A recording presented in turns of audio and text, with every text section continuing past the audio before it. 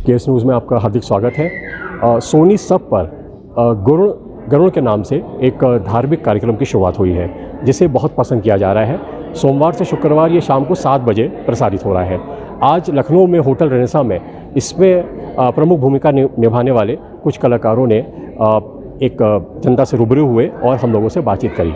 तो एक विशेष बातचीत में आज हम आपको दिखा रहे हैं कि इन सब ने किस तरह से अपने इस किरदार को जिया है।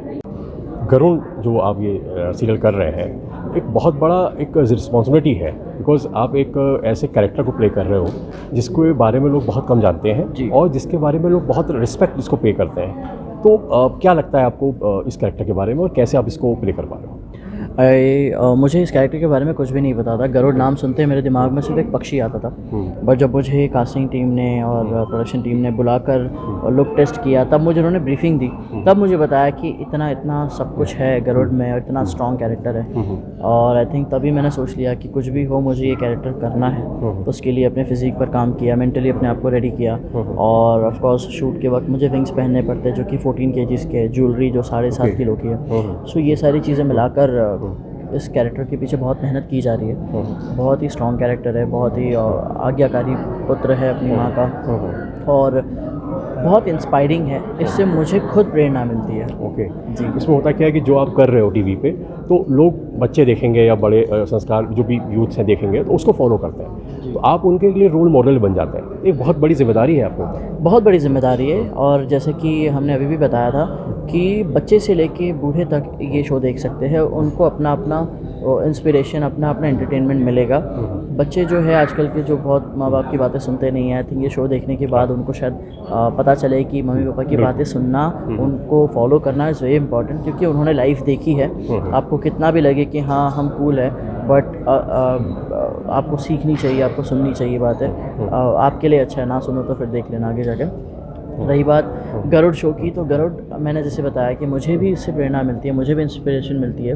और मेरे घर में भी ये जब देखते हैं, मुझसे पूछते हैं कि अगला क्या होने वाला है, तो वो सब चीज़ें सुन के बहुत अच्छा लगता है कि यार हम अच्छा शो बना रहे हैं। लोग मिलते हैं तो लोग बात कर रहे हैं गरुड़ की। अक्सर बहुत सारे शोज़ आते हैं और चले जाते हैं, बट आई थिंक सोनी साहब ने ये कॉन्सेप्ट अगर लेके इसको आगे बढ़ाया है तो बहुत सोच समझ के किया है।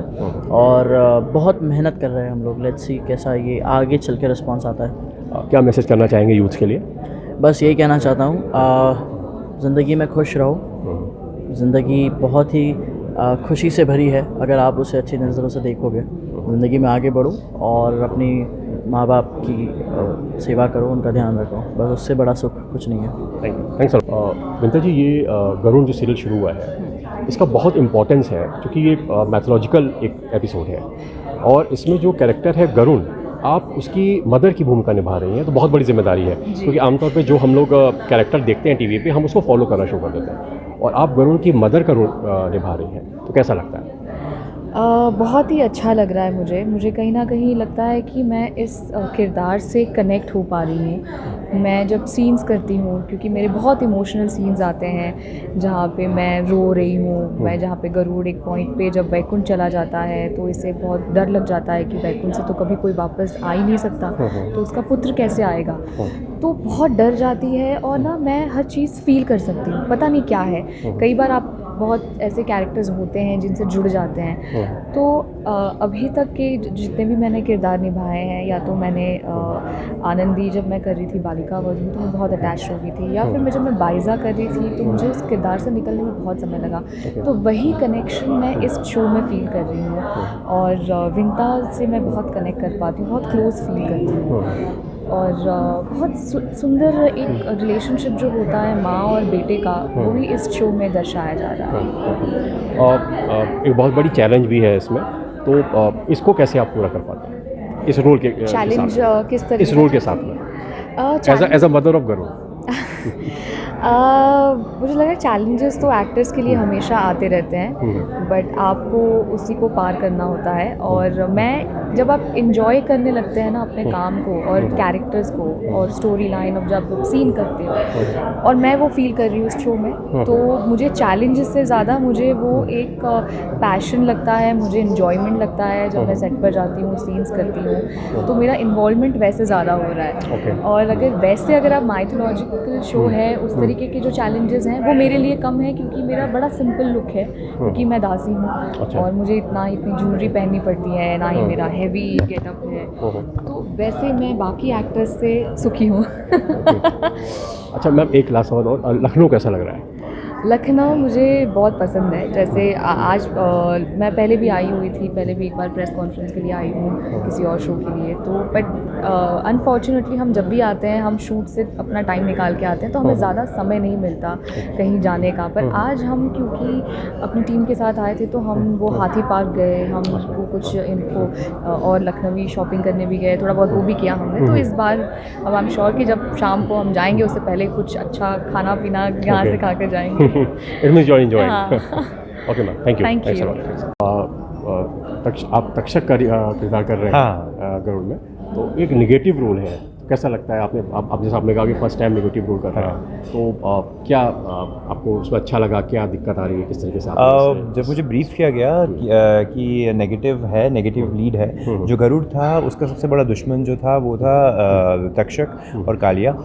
तो फिर जब मुझे स्टोरी सुनाई गई तो मुझे बहुत ही इंटरेस्टिंग लगी, क्योंकि कहीं ना कहीं मुझे तक नहीं पता था कि तक्षक कौन था, कालिया कौन था, और ये सारे भाई थे, शेषनाग और वासुकी भी मुझे मालूम नहीं था कि शिव के गले में जो है वो वासुकी है, तो ये सारे सगे भाई थे। तो कहीं ना कहीं एक होता है ना कि आपको जब नई नई चीज़ें पता चलती हैं तो बहुत एक्साइटेड हो जाते हो आप। तो जब मुझे इन्होंने कहा कि सबसे ये विलन है पूरे शो का, तो मुझे थोड़ा सा डिफ़िकल्ट लगा सुनना ही, क्योंकि कभी नेगेटिव नहीं किया और हमेशा पॉजिटिव किया है। तो कहीं ना कहीं मुझे ऐसा लगा कि मुझे एक बार ट्राई तो ज़रूर करना चाहिए, क्योंकि मायथो है और मैंने कभी मायथो किया नहीं है, मैंने कभी वो कॉस्ट्यूम्स नहीं पहने, तो फर्स्ट टाइम मैंने ये ट्राई किया। और डिफ़िकल्टीज़ बहुत आई हैं, जिस तरह से लाइंस बहुत मुश्किल होती हैं, शुद्ध हिंदी होती है, फिर कॉस्ट्यूम बहुत हैवी होता है, 1 घंटा रेडी होने में लगता है। रेगुलर शोज़ में क्या होता है, आपने जो नॉर्मल रूटीन में पहनते हो वैसे ही उसमें पहनते हो, तो इतना टाइम नहीं लगता, पर इसमें बहुत लगता है। और जब प्रोमोज आए और जब सीरियल ऑन एयर हुआ, तो लोगों ने मुझे बहुत ही अप्रिशिएट किया कि तू बिल्कुल डिफरेंट लग रहा है, बहुत अच्छा लग रहा है और परफॉर्मेंस बहुत अच्छी है। तो कहीं ना कहीं एक एक्टर को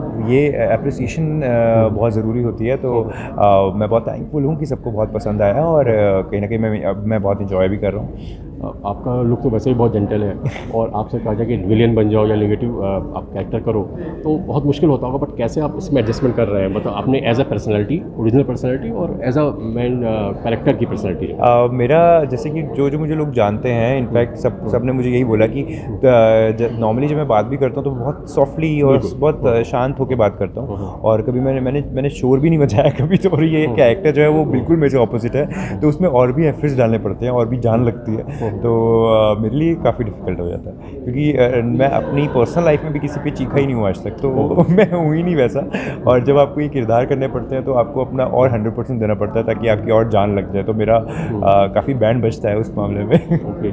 और लखनऊ के बारे में कैसा लगा? लखनऊ देख रहे हैं, कैसा लगा? जी, लखनऊ में फर्स्ट टाइम आया हूँ आज, पहली बार। इससे पहले मुझे सिर्फ इतना पता है कि पारुल जो है वो लखनऊ से, और पारुल मेरी बहुत आज 15 साल पुरानी फ्रेंड है, तो लेकिन हम कभी आए नहीं, और मैं आज फर्स्ट टाइम आया हूँ और मुझे बहुत अच्छा लग रहा है। बहुत सादगी है, बहुत सादगी वाले लोग हैं, बात बड़े प्यार से करते हैं, तो कहीं ना कहीं बहुत अच्छा लग रहा है मुझे। और अभी हम लोग कुछ टाइम में थोड़ा सा घूमने भी जाएंगे। Okay, wish all the best. Thank you so much sir. जैसे कि आप सबको पता है कि एक अनकही अनसुनी कहानी जो टीवी पर पहली बार आ रही है, जो सोनी सब लेकर आ रहा है, एक ऐसी कहानी जिसके बारे में लोगों को पता ही नहीं है कि गरुड़, हमने गरुड़ के कैरेक्टर्स काफ़ी सारे माइथो शोज़ में देखे हैं, लेकिन जो स्पेशली उनकी कहानी है, उनके पीछे क्या रीजंस थे, क्यों, मतलब क्या क्या चीज़ें हुई थी। हमने जो भी कहानियाँ सुनी हैं दक्ष जी के बारे में, कश्यप जी के बारे में, अदिति के बारे में, लेकिन जो स्टोरी का बेस था वो था विंता और कद्रू की कहानी, जो टीवी पे मतलब लाइक जो गरुड़ की कहानी जैसे हमने बोला कि हम पहली बार दिखा रहे हैं, वैसे ही विंता और कद्रू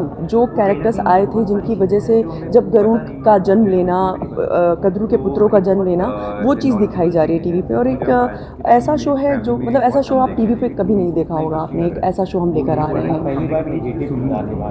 ये कितना मुश्किल था? मेरे लिए मुश्किल था, बिकॉज हमेशा पॉजिटिव करती आई हूँ, लेकिन जैसे ही जब मुझे पहली बार जब नरेट किया गया था मेरा कैरेक्टर, तो पता नहीं क्यों सुन के ऐसा लगा मना ही नहीं करना चाहिए। मैंने पूछा भी नहीं क्या है कैसे है, बट ये लगा कि हाँ काफ़ी चैलेंजिंग होगा मेरे लिए, क्योंकि लेकिन मतलब ऐसे चैलेंजिंग था कि बिकॉज नेगेटिव पहली बार कर रही हूँ।